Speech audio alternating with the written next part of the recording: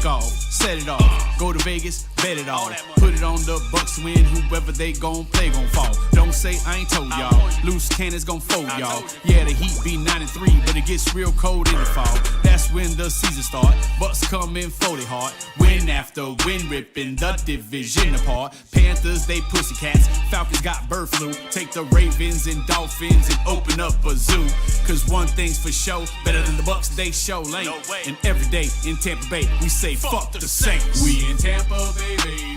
813 going crazy. Tampa, boy. This Bucs podcast be the greatest. Loose cannons blasting on them haters. And we in Tampa Bay, baby. Tell them where you from. 813 going crazy. Yeah. This Bucs podcast be the greatest. Loose cannons blasting on them haters. Now when I say the loose cannons, what? Do you know what I mean? I'm talking Bobby Latte, Stank Bastard, and Samurai Lee. You ain't never seen no her before, no podcast like this. These boys they entertain you, then take you on road trips, go to other cities, raid and pillage, watch the Bucs kick ass. If we in the stands and fans talk shit, we gon' whoop them fans. You'll see us in the red and pewter with the white and black. Might be high, drunk as fuck, straight talking smack. If it's a home game, best believe you gon' hear this chant. It be like Buccaneers. Buccaneers. One more time. Buccaneers. We in Tampa Bay, baby. B813 going crazy. This Bucs podcast be the greatest. Loose cannons blasting on them haters. And we in Tampa Bay, baby. B813 going crazy.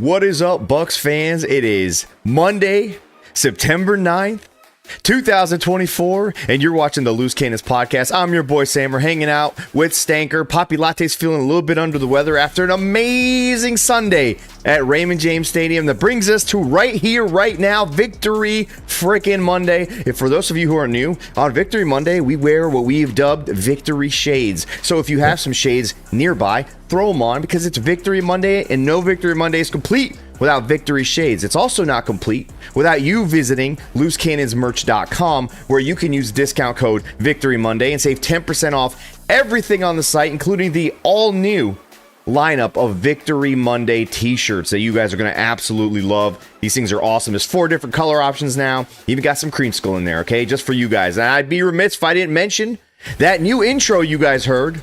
Our boy, Gio, the OG, local Tampa rapper, born and raised, knows the culture of the 813. And speaking of the 813, we are now proud members of a media company that we have launched and a website that we have launched called The 813. And you can visit that 813, the813.tv. You'll find all of our shows on there, as well as the Fully Loaded podcast, as well as Inside the 813, as well as Moneyline Dogs Thursday Night Football betting slip, and, of course, The Huddle NFL Insider with Benjamin Albright and Jake Arians. Tons of stuff on there, articles, news, the whole deal. And, you know, at the end of the show, mosey on over to the 813 TV YouTube channel and hit the little subscribe button, show us some love so that you'll be there when we make that full migration completely over at some point in the future. Now, Stanker, that was a lot of stuff I had to get out because it's a big day, big Monday, okay? Bucs host the Commanders, got a rookie quarterback coming into town, got Todd Bowles in the defense. I know, hey, everyone out there is like, what about the breaking news? We'll get to it, folks, don't worry. But for now, Stank, 4 straight season opening wins for the Tampa Bay Buccaneers. I believe that's a franchise record. It's unheard of in these parts. How just speak to that, Stank. You're the oldest Bucs fan I know. I'm one of the oldest Bucs fans that I know. I can't even talk right. All right, I'm still quite a bit hungover. You know, we could say Latte's under the weather. He's hung the fuck over from the game, screaming and yelling. You know, we weren't ready yet either. We almost look like Tristan Wirfs out there. If we had some good plays, we have some bad plays, but we got the victory. We're wearing victory shades. There was a lot of bad football yesterday. I don't know if everybody was watching the highlights of all the other 31 teams out there, but a lot of really bad football, just ugliness out there. But we didn't see a whole lot of that out of our group, right? We can say all you want about Todd Bowles, and he's just not the rah-rah guy. He's not BA. He's not John Gruden. He's not this, but he had them guys ready to play. Physically, I think they needed more work, and you can tell, right? And so that's like preseason game number 4. And we put a whooping on the Washington football team and their fans who came out in numbers like opposing fans usually do and went home sad. So good day. Big deal. Big deal for me, Stank, is that they, like you said, they were ready, man. They showed up ready to go. Looked a little rusty. Again, you don't get like real life tackling per se. They only played a handful of snaps in the preseason finale, or, you know, the dressing game, whatever you want to call it. And so you kind of expected some of that. Even Todd spoke to that in the press conference today, a little bit after the game. It's like, listen, it's not going to be perfect day one. You know, we don't know what they're doing. They don't know what we're doing. So it's going to be a little sloppy. But hey, if you looked across the league, not a lot of people scoring 30 points. Not a lot of offenses going 7 of 8 possessions, not counting the last drive where we kneeled the ball with one Kyle Trask. Okay, and imagine that, like having Kyle Trask have to come in to kneel the ball to victory. Like, I mean, that's pretty wild right there in itself. But only punting one time. Okay, coming off of a last season where it felt like it was a struggle just to get in the scoring column in terms of a field goal, even in the first half. To come out there, fire on all cylinders, Liam Coen, the defense was flying around. It was fun to see. They were a little shorthanded up front, but they still made things happen, man. And it was, dude, 1-0, massive. It's just a huge way. You got to start it off. Got to start off with a win, always. I for most of my Bucs fandom, getting the first win, you just never knew when that was going to come, right? And I came in fairly confident yesterday. We weren't playing the worst football team in the NFL like the Saints were. Right. But hey, Jaden gave us all we could handle as far as his running skills are concerned. And, you know, he's the new type of quarterback that's going to slash and dash. Hard to defend, especially when you're missing 2 starters. And, you know, and so I think they ultimately kind of got their groove back defensively, got their feet under them a little bit. And, you know, Bacon, the offense, they were ready to play. Can we just talk about that guy's leadership? Man, there's something different about this football team. There's something different about that guy, right? He's not the same guy that Kyle Trask beat out last year and got, you know, and was gifted the job. This is a different Baker Mayfield right here. This is his town. What did he point? He yelled at the camera and said, "This is my town. This is my city. Come on, man. This is my town. My city, listen, my town." You could feel the confidence from the team, and you could feel that they understood the assignment. Like I said, They were just ready. They were prepared. It wasn't that Dirk Cutter, Lovie Smith, Greg Schiano week 1 where it just felt like the team came out flat. And we even had moments of that last year where it's just like, we just came out flat. We just came out flat. And then we woke up in the second half. This team was ready to go. I know we could have turned some of those field goals in the first half into touchdowns, and they said that too. Baker missed a couple. He was a little jacked up. Guys missed a couple of blocks. But again, a little bit of rust. But man, to be able to shake it off, keep going, and scoring big before the halftime. I mean, just they did exactly what they needed to do. You can't expect any more than what they did in week 1. It was just awesome, man. It was just, and the atmosphere was awesome. I mean, we had some chance from the Washington team, you know, the fans for a little bit, but I mean, we were having a blast, dude. We were having a blast. It was hot as hell, of course. We usually don't feel that in club, but dude, it was an awesome time, and it was just fun to see them flying around and playing fast, and just, it was awesome, dude. I can't even stop saying that. It was great. There's some bad things we got to talk about, obviously, because, you know, no game is perfect, but we can talk about the bad things, and I think I'm going to surprise you, but go ahead. Introduce the second segment. Let's pull the Band-Aid off. Yeah. Pull it off. So we went into this game down Kalijah Cansey, down Logan Hall, right? And we're like, we'll get them next week, especially Cansey. Maybe another week we'll have him ready, sit him out, and then he'll be ready for week 2. Big matchup in Detroit. Soon after that game starts, though, Zion McCollum gets pulled off by the ref. Apparently got a little bit of a concussion deal going on. Then Hayes comes in. He's also second. He gets nicked up with an ankle. And then the guy who I thought was going to be a great depth piece throughout the season in Bryce Hall, the cornerback we got from the Jets. Guys, coming in there, knows his role. He's long, he's lanky. He does a pretty good job in preseason. He was covering guys, no problem. Breaks his leg. Done for the season. Aircast guys are running out there almost immediately. And now all of a sudden we're down to like, what? Who's even playing out here? Okay, now it's Jane Daniels, no big deal, right? We're thinking they're not going to really move the ball, throwing it. So it's not a big deal in that scenario. They actually moved Izzian out there, having him play outside corner. He said he hasn't played that since high school. He has no idea what he's doing out there. Did a pretty good job. Now, Stank, we are at a moment where we have breaking news came out a couple hours ago. Antoine Winfield Jr. apparently tweaked an ankle towards the end of the game, left the locker room in a boot. Today, officially, I guess, or unofficially from some source, multiple people have reported it, he's going to miss a couple of weeks. 2, 3, 4 weeks. We don't know. Massive blow to a team that already has almost nobody playing in the secondary other than Jamel Dean and Jordan Whitehead. Now we got Tyke Smith's got to step up and fit a role. Izzian's got to fit a role. Are we going to get Keenan Isaac back from, the Panthers kind of plucked him and now apparently they've cut him. We're going to eventually get to Rock Riley during this segment. And he's going to give us a little bit more of a background on this. But man, injuries are just destroying the defensive side of this team. I'm not too worried, but also not too happy at the same time. I don't know what to expect, honestly.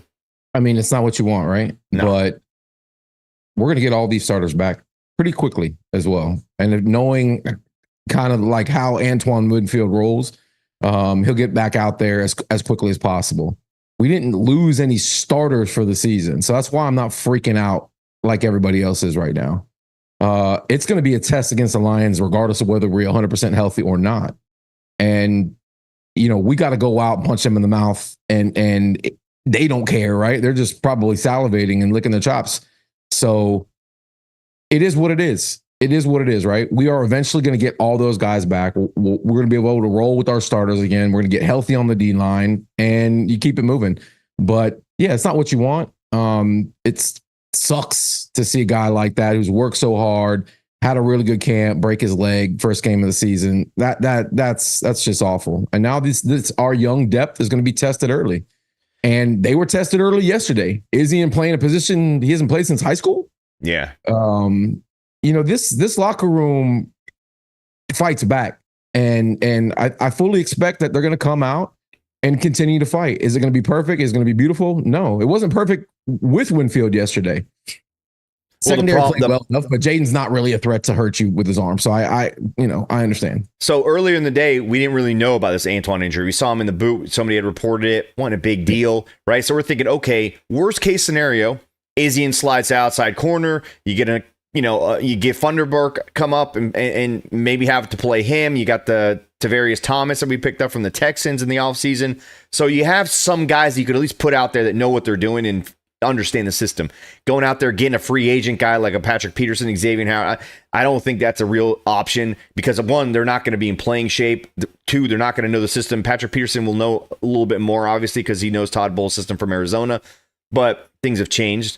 And of course, you got to ramp those guys up. They're not going to come in day one and go. So that's like a longer term thing. That's like a 2 or 3 weeks down the road type of scenario, right? And then the Antoine news comes out. We brought Richard Sherman in, and he played and it looked terrible. 36 hours. He looked terrible his entire tenure here. Yeah, but he played some meaningful it's downs not, for us.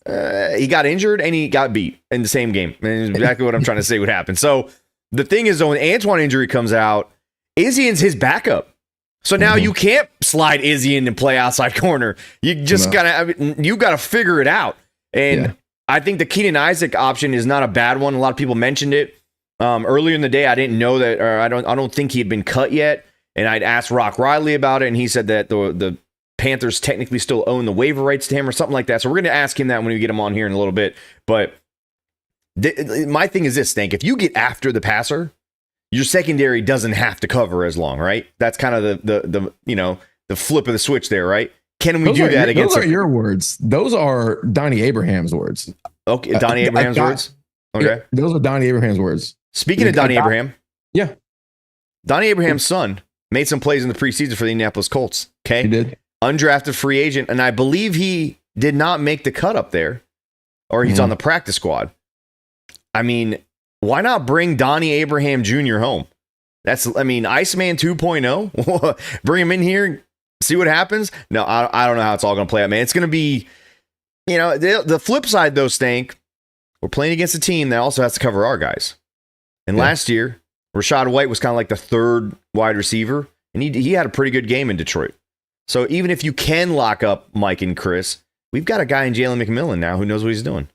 We got a guy in Trey Palmer who's going to be ready to play. We got a guy in Bucky Irvin who can catch the ball, run the ball.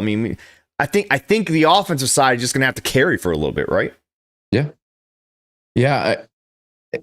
We're going to have some guys that never played in an NFL game out there, and they're going to have to contribute. And that's sometimes how you find gems, right? And if we get Yancey back, maybe Logan comes back, and we're able to really kind of put some pressure up front, then it's going to make these young guys' job a lot easier. Otherwise, they're going to play a little bit safe in the secondary. You're not going to see a whole lot of crazy secondary blitzes. They're going to keep stuff in front of them and hope and pray, that the Lions just aren't executing well because they're not going to take chances. And you've seen this before from Bowles, right?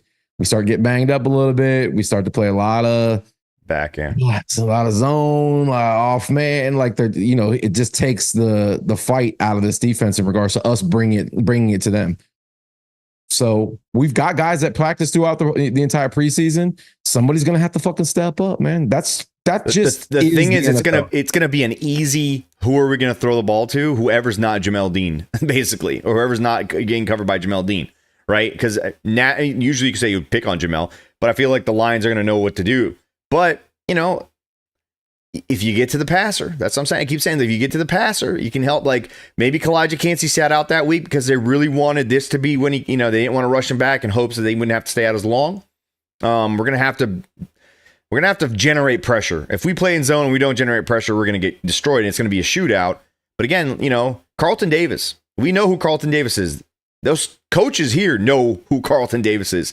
If you're telling me they don't know how to get a wide receiver open against Carlton Davis, you'd be crazy. Of course they do. And I don't think Carlton can cover Mike Evans or Chris Godwin. Terrion Arnold is a rookie. He's not going to be. We saw him last night. He got burned a few times. I think it's not so much that we have to go crazy and worry about it. Because I'm with you, Stank. Let's be healthy in November when it matters and we have stretch run and we're rolling, right? If we lose the Lions game, it is what it is. You kind of like, hey, we did what we could. We didn't really have much to do. But, in terms of the young guys, though, we'll bring in the 813's own beat reporter. All right. And Buccaneer aficionado. This guy lives at $1, basically. I think he has a cot in one of those media rooms. Rock Riley, welcome to the Loose Cannons. Monday after a Bucs win, so it's Victory Monday. I hope you got your victory shades on. We got to talk about these defensive backs and what options the Bucs actually have, Rock. Yeah. Do you guys have any eligibility left at all, or what do you think? Both of you guys. Yeah, absolutely. You're in shape enough. Okay. Yeah. Absolutely. Yeah. Sure. They can roll us out there for one play each. That's good. That's all. Just one. Yeah. No, they're hurting. They are in that department, and we still don't know about Kalijah Cansey. Bowles today said, "Yup, it is the calf that he injured last year," and that's all he said. Yeah, that's all he said, and they're not going to speak on injuries too much, right? That's kind of par for the course for head coaches. Yeah, no, they don't, and it's interesting because we knew what was happening with the defensive secondary. All right, they had the injuries, and then we go in the locker room, and then they said Baker's going to be talking. All right, because they give you a few minutes. Sometimes it depends. They're taking longer in the locker room, and you want to go in there, see who you can get, and then you come back out to the podium. And I walk right by Antoine Winfield, and I'm looking down, and he had a boot, and he had his head down, and normally he is always smiling. And I went, to give him the eye contact, he was not smiling. And I'm like, whoa. And we were shocked. And then Bowles today said it happened at the second to last play of the game, and he ended up, he gutted it out. And sometimes I know their head trainer, Bobby, he's a good dude. And a lot of times he will err on caution where he will put guys to immobilize their injury just as a precaution. So knowing him, I thought, well, maybe that's it. but we still haven't got official word, but the sources that have come out saying it most likely would be 3 weeks, could be 4 weeks, probably around that for Antoine Winfield Jr. With these injuries in the secondary, this is not what you want to have, man, especially going to Detroit. Yeah, but that's speculation, right? That they always put a timetable on an injury. You just don't know how quickly a guy's going to heal. I'll say this, Rock. Winfield's one of my guys, right? He's always out there barefoot. He's got stronger feet than pretty much anybody on the team. And so I'm hoping I know that's going to give him an advantage towards healing faster. Are you going to be at the facility, Stank? Are you going to be massaging? I can't confirm or deny that, my phone was ringing off the hook after the game. But I can't confirm or that. He could get out there quicker. Bowles isn't going to push him back out there until he's 100%. You don't do that with this isn't like we're playoffs here. You let the guy heal. You lean on some of the other guys and give them some experience. And hopefully Winfield's back on the field soon. Hopefully we get healthy. At least our starters. We lost some secondary depth. Didn't see or hear panic in Bowles' voice today, though. What about you, Rock? How do you feel about it? Can't show the panic, Stank. Rock, go ahead. But what was your feeling, Rock? Well, you know what? I mean, this defense, here's the deal.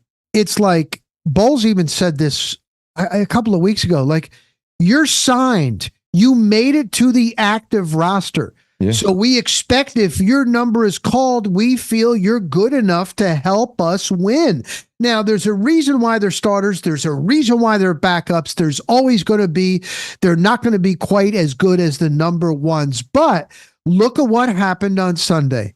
And I know that it wasn't a good Washington team. We know that, but it's still an NFL team. Yep. And the way CJ Brewer and Green, they brought those guys up because Cansey was out. They did a hell of a job. And you know what? If Cansey's out for a while, they're going to be called on again. Look at what Christian Izien did. He has not played corner since he was 15 years old. 15 years old. Now, I know it was a nickel corner. Nickel corner is more in the middle. This is on the outside. He did a hell of a job. So you're right, Stank. I don't think Antoine Winfield, he goes through this routine more than anybody that I've ever seen just to get himself right for every practice. And he's that kind of a guy, but he is so valuable, and they feel that this is a playoff team, that they're going to go somewhere, that you don't want to push him back until he's, 85, 95% ready to go. So I don't want them to push him. They did not push Yaya Diaby, and Yaya Diaby had the high ankle sprain. It was about that 4-week window. And then when I saw him run, I told you guys last week, straight ahead sprint, man, it was just as fast. And he goes, I feel as fast as I did before it injured. So they know what they're doing concerning players that are injured. But it's just that when you look on this depth chart now, I don't see how they're going to get by without signing somebody and working out. I asked Bowles today, and he's like, well, if we have to, we'll work out some guys. They usually do that on Tuesday. If they didn't already fly somebody in, there's going to be a beeline at TIA bringing these guys in. What they do is, especially it's a good time. Tuesday's the day they work them out. Then if they think they're going to get them, then they got to go through the long medicals. That takes a while. And then they could be out there on Wednesday or at least Thursday. But the one thing that I've known over the years is it's better to have a defensive guy not in the organization if he's coming in than an offensive guy, because to hear every play, the jargon and Baker calling out plays, right, left, 3 fish, whatever they call it. He's like, huh? So, I mean, it's not an offensive guy that would be coming in. It's a defensive guy. But one more thing. I remember when Richard Seymour got here, and Richard Seymour had played, a guy was a perennial Pro Bowler, one of the best in the game. Richard Sherman? I'm sorry, Richard Sherman. Thanks a lot, Sammer. Yeah, no problem. Like I said, I got Anheuser's. Thank you. So Richard Sherman, he came in, and I remember he came out, he goes, I got to do this out in the heat. And like, yeah, this is how it's set up. Okay. And we said, what's it like? And he goes, my head is swimming. He goes, I played in a lot of defenses, but Bowles has so many different plays, and we're bringing it. And like, I'm just trying to, figure it out. And it took him It took him a while, and he had a lot of snaps. And again, that was a really, really good player. So we'll see. But so Rock, with that being said, yeah, is a guy like Keenan Isaac an option? Because he was here during the preseason. He was here through camp.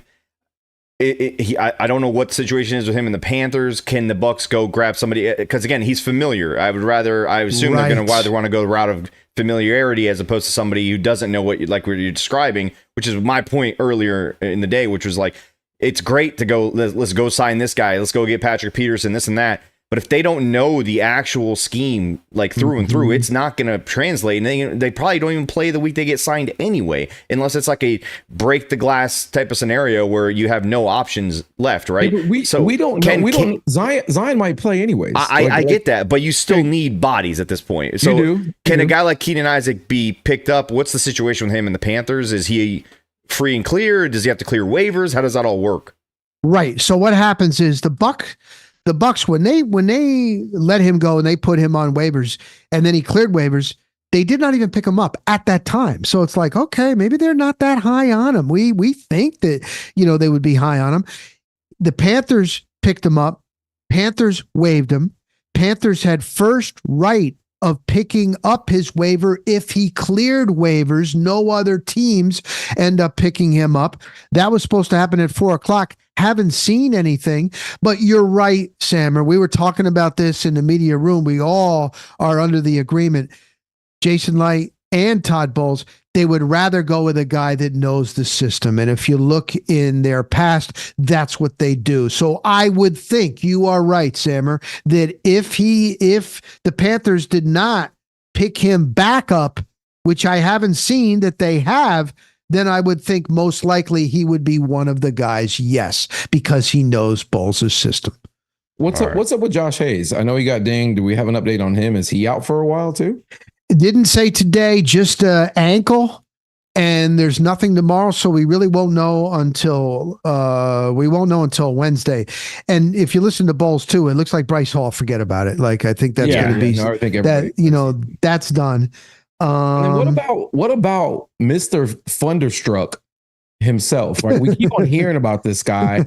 The legend of Thunderstruck continues to grow. Could this guy just come out of nowhere?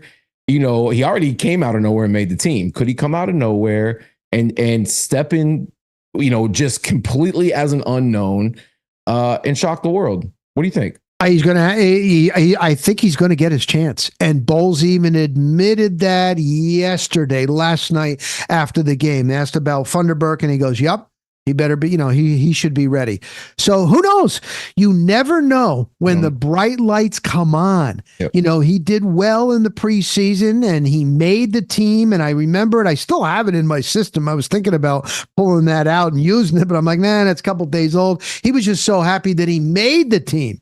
But now you got to have the next mindset. It's more than just making the NFL roster and beating all odds. I remember him talking. He goes, you know what? I really look up to Todd Bowles, and I know that we have a relationship because Todd Bowles, he was an undrafted free agent. And, and I know that he has a little place in his heart for guys like that. That's all great. But now we're in a different situation. You're going into the lion's den. So if you're called on, you got to have that mindset.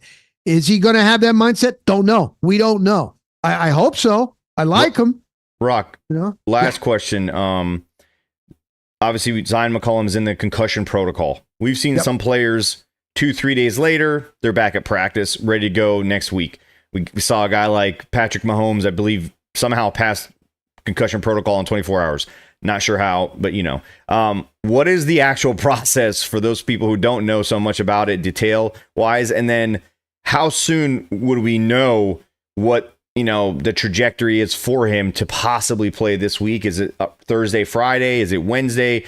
What are the exact steps in terms of, the confidence that we could possibly build in seeing him come back early? Yeah. You know what? I think it really depends on the medical staff and the series of tests that they have to go through for them to judge you're now okay. Mm-hmm. And there is a format that all of the NFL training staff and doctors are supposed to follow.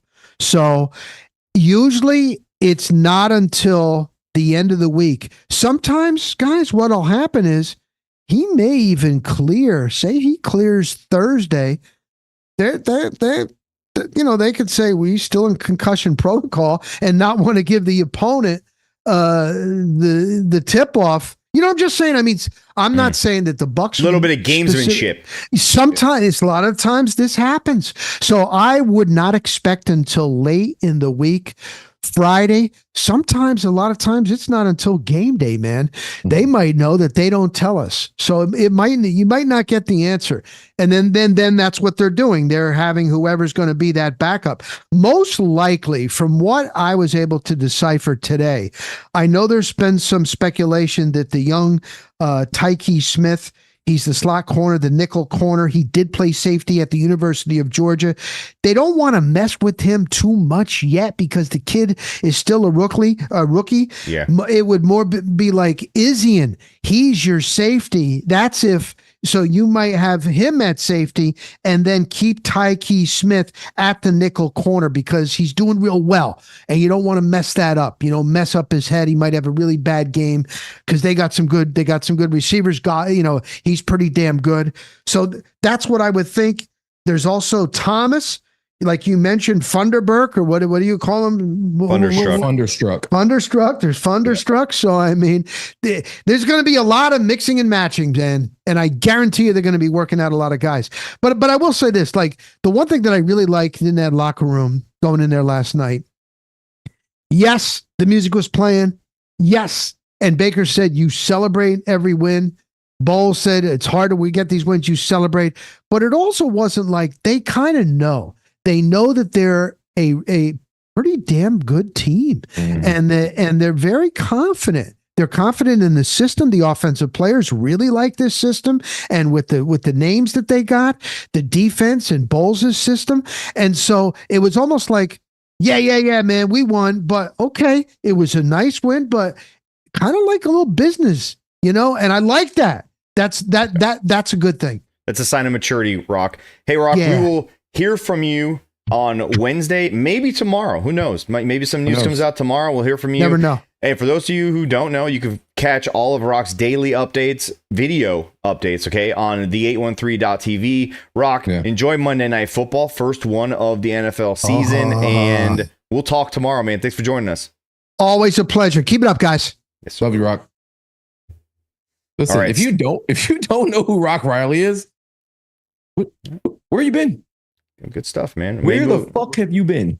Good stuff. This guy's an old school legend. Now, we talked a lot about defense, Stank. We got to talk about my boy Baker. Got to talk about my boy. He's absolutely we're done with the painful shit. Fire, dude. We're done feeling sorry for ourselves. Bake, bro. The Bake just makes it all better. Revenge Tour 2.0. What I tell you, it's starting this past Sunday. It did 26 to 30. Or 24 30, 16 completions, almost 300 yards, 4 touchdowns. He started a little shaky, going high, was a little active, a little hyper. Calm himself down, and started just banging them out, dude. It was fun to watch, dude. It was awesome to watch. Hey, it kind of helps when your play callers got some rhythm in them, right? Outside of maybe 2 play calls the entire day, I love the guy, and he's not perfect either, right? He's got to know what my expectations are, and you don't run 2nd and 10 draws. He'll eventually trickle down to him. That's not allowed. But outside of that, man, great game. Execution was on point. Aside from Washington's line being a problem, and they were a problem. They were clearly the strength of their team. They gave us all we could handle up front. We're still able to run the ball very well. And both of our running backs ate. All of our receivers ate. Kate Otton's probably the only one in the locker room that was sad after the game because he didn't do shit. So really, he wasn't really an option though. That's the thing. He wasn't a part of the team. I forgot he was on the team yesterday. Yeah, you have so many weapons, and I think the most impressive thing yesterday about Baker is his level of confidence in knowing what to do every single play. It felt like he knew what to execute, where to go with the ball. If the first option wasn't there, he knew where the second, third option was. And if those things weren't there, he didn't force the ball down the field. He didn't force it into a tight spot and try to, try out his arm strength or anything like that. He took what was there. Hustled down, got a couple of extra yards with his feet, got a first down a couple of times. He could have ran for a touchdown, in my opinion, in the third or fourth quarter. He ended up throwing it out the back of the end zone when he thought they were going to get a holding call against the DB or against Mike Evans. So he just executed, and he was calm, collected, man, and just within himself, right? It didn't feel like he had to put it on his shoulders. It was just, it was impressive, man. And you could feel the confidence of Baker kind of oozing onto the rest of the offensive unit, right? You could feel it. And it was beautiful, man. It was beautiful. And it was just, you could, again, prepare to play the game. Third down, they were like 9 of 13, which is ridiculous.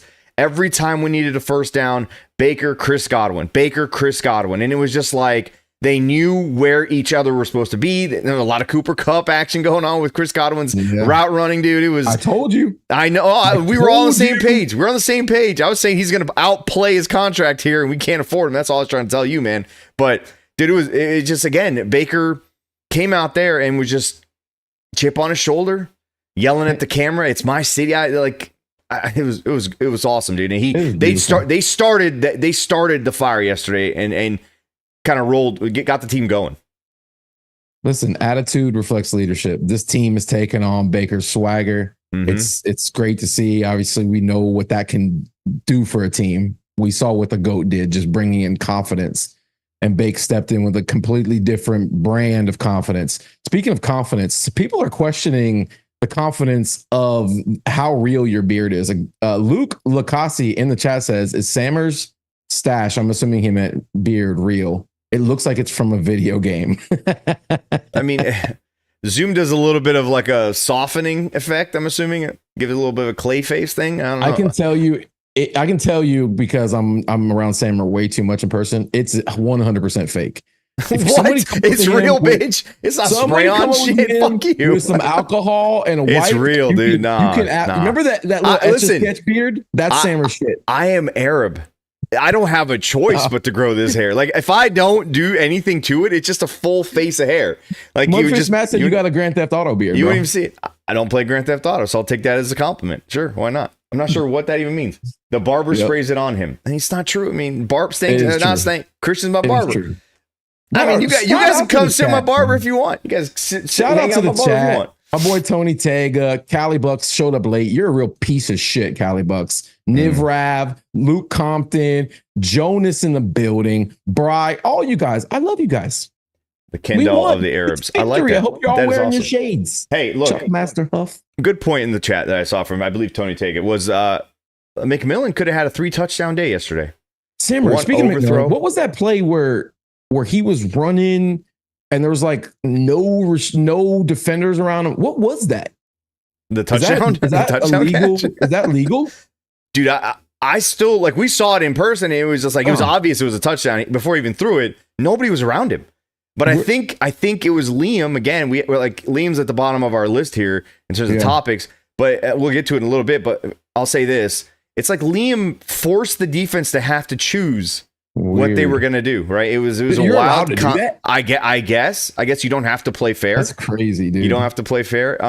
But what he did yesterday was as big a part of what Baker was able to output as much as what Baker was able to do himself, right? It was a hand-in-hand type of scenario.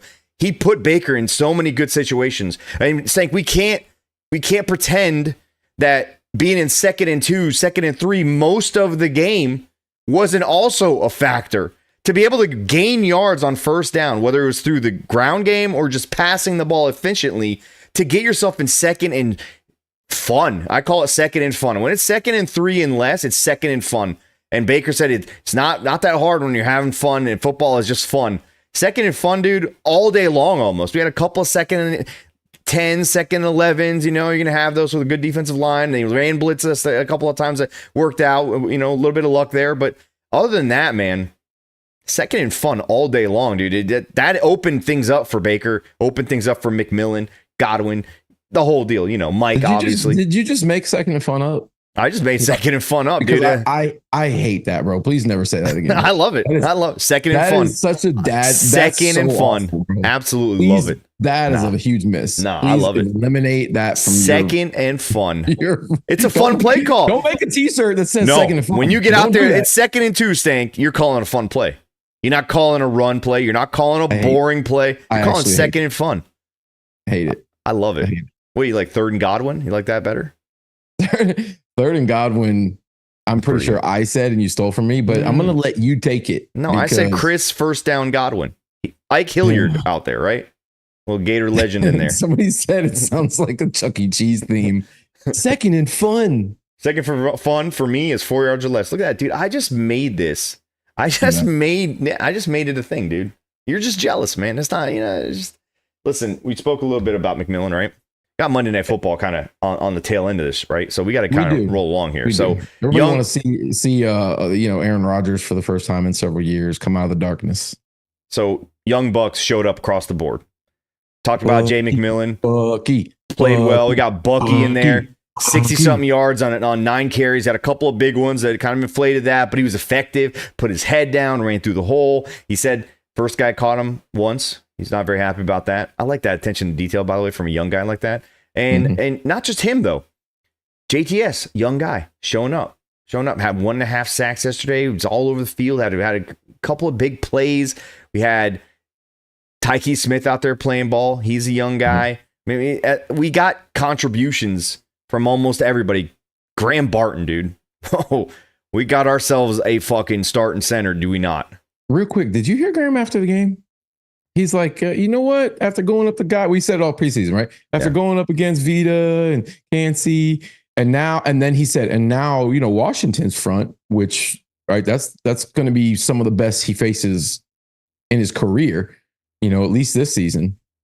I saw like a little bit of cockiness come out of him. He's like, I got this. But it was also like humility at the same time, right? It was, but you could see there was like a weight lifted off the kid. Yeah. Like he's like, I belong here. And not only that, I'm going to fuck you up. And that, that's great, right? When your center starts to get just a little overly confident, a little cocky, a little swag. A little swag in there. I'm sure Red has been at the facility, right? I'm sure he's watched lots of Red's tape.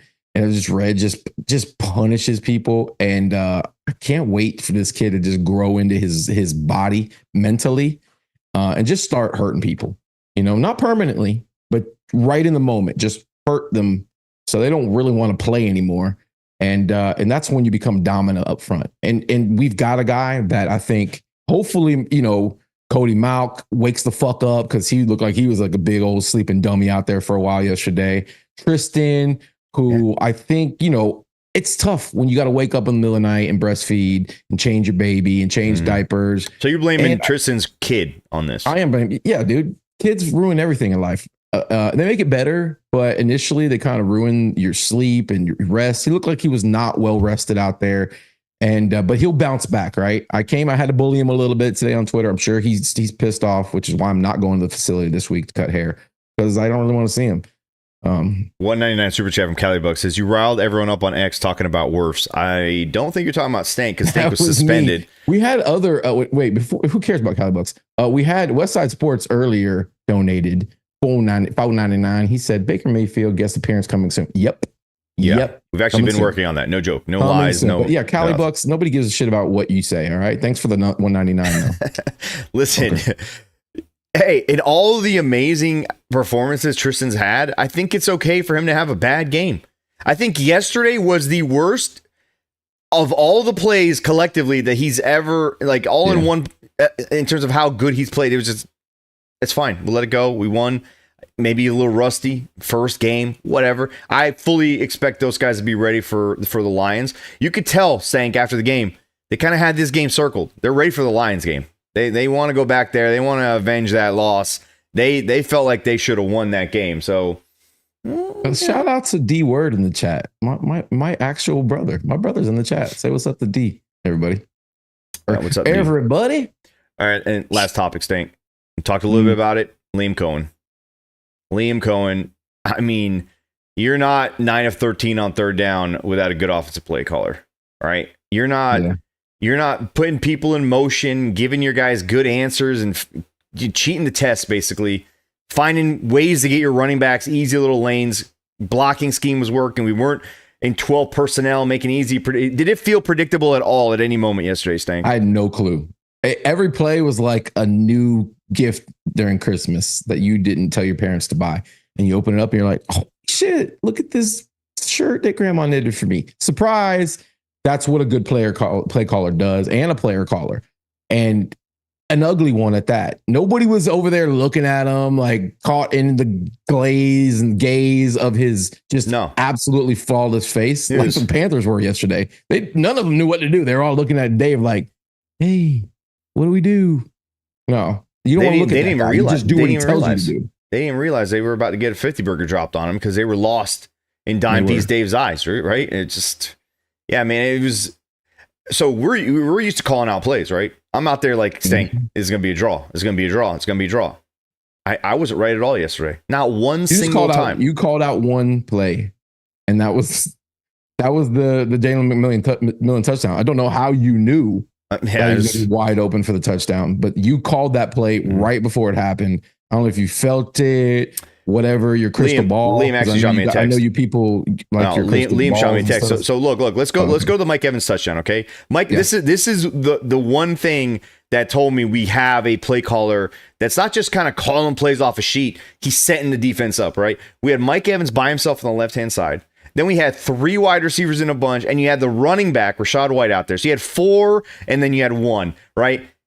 How are you going to even think about bracketing Mike Evans, right? I tweeted, how'd you put Mike Evans in single coverage? And I look back, I don't think they had a choice. Like if you shade coverage to Mike Evans, you're giving up what when you look back at the replay, by the way, I think they had a running back screen set up behind those 3 wide receivers. And that would have worked too, by the way. He would have walked into the end zone. So if they would have shaded the safety there and he didn't get one-on-one, which is, I guess, Baker's first read, obviously, right? Yep. Throw it. If he's not there, you dump it off. You already had the other option set. That is beauty, dude. It was absolutely gorgeous to see. You put pressure on the defense to pick their poison. And they decided to pick their poison, and it was the wrong poison because you don't leave Mike one-on-one in the red zone, or that's going to happen pretty much 99 out of 100 times. Unless, you just have a quarterback that can't be accurate with the ball or doesn't trust Mike enough to throw it up and just let him absolutely just make a corner look like a child out there. I think we had another donation from Cali Pucks. Oh, not important. I'm not going to read it.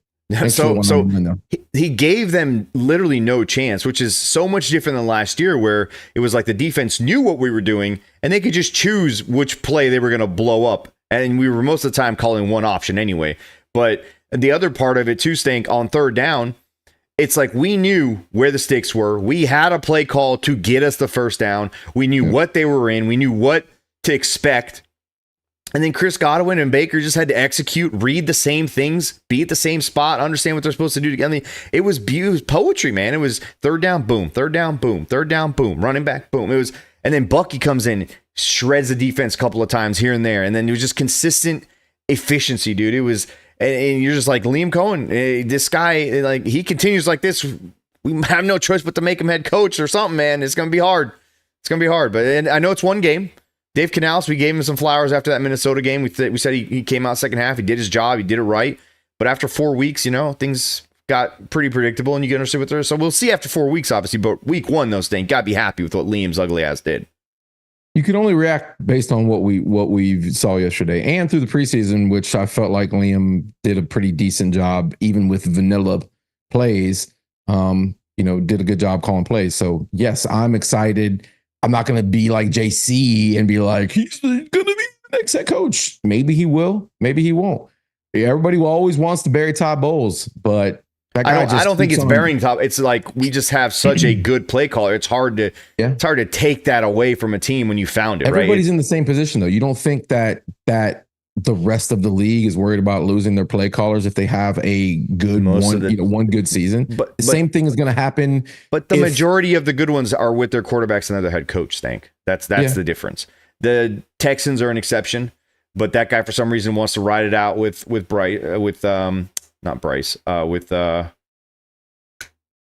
wow, can't remember his name. Don't care. Their quarterback. Doesn't matter, bro. Yeah, we don't talk about other football teams. So I think that's the fear. But man, I have it on good authority that Chris Godwin's wife sent 20 dozen roses to Liam Cohen's office. Yeah. Black roses, by the way. So, because he doesn't deserve red roses. He's not a beautiful human being, right? You only give those to beautiful people. Even though black roses, I believe, are more expensive, right? I don't think black roses are actually real. I think they're spray painted. No, they're not spray painted. I don't think nature grows a black rose. You grow, Anybody in the chat? You grow in the chat can confirm or deny that. You water them with black water.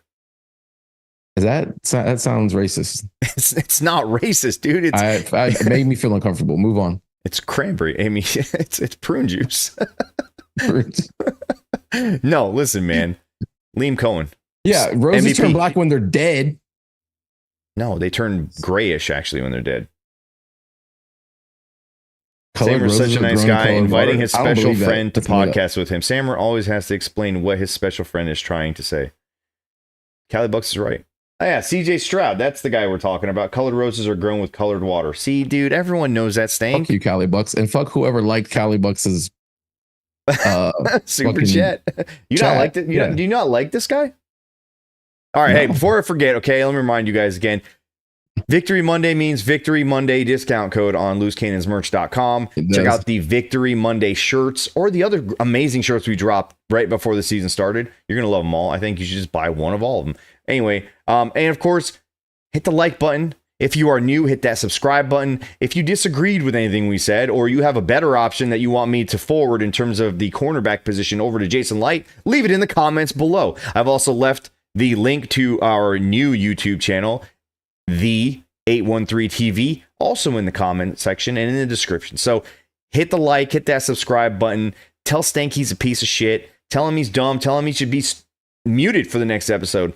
Hey, we hit 200 likes. I will mute Stank the entire next show. Donate your money to yell at me. Fine. It's fine, whatever. All day long, bro. I'll be your pay pig. What do they call them, Sammer? You know those terms. I don't. I don't know what you're talking about. We talked about it earlier today, actually. Don't know what you're talking about. Yeah. I think you might know a little bit more what I'm talking about. Yeah. Hey, listen. Enjoy Victory Monday night, folks. Take off the shades while you're watching Monday Night Football because the Jets and the Niners don't deserve your shades. They don't deserve my shades, that's for sure. All right. So we'll see you guys on Thursday. Make sure you guys check out the 813.tv, our brand new website with a bunch of new content, articles, Bucs related shows, NFL related shows. We got a bunch of cool stuff coming out this week. Hold on a second. The first person who can DM me on Twitter, the first 5 things you see on 813.tv, I'm going to give you a free t-shirt of your choice. You got to DM me the first 5 articles, whatever's the first 5 things are. The first person in my DMs wins a free screenshot. You got to send over a screenshot. Send me the screenshot. Send me the screenshot. You win a free t-shirt on me. Oh yeah. I mean, actually on Cali Bucks because he just bought it from you. Bitch. We've got 140 viewers right now on YouTube. You guys right 164 you guys on X. Majority of you guys are subscribed to this channel. Make sure you migrate over, hit that subscribe button for us on the new channel. Help us out so we can unlock features and open up a bunch of cool stuff for you guys on that in terms of our content. So, hey, we love all you guys. Thank you so much for allowing us to do this nonsense on a Monday night and a Thursday night. Victory shades. I mean, we'll see you guys on Thursday. We're gonna break down everything about the Detroit Lions defense. All right, we're gonna give you guys a game plan. Okay, we're gonna give you guys a game plan on Thursday night. Todd Bowles doesn't lose to the same team twice in a row, by the way. Never happened. Nope. Never happened. Yep. Go Bucs. Go Bucs.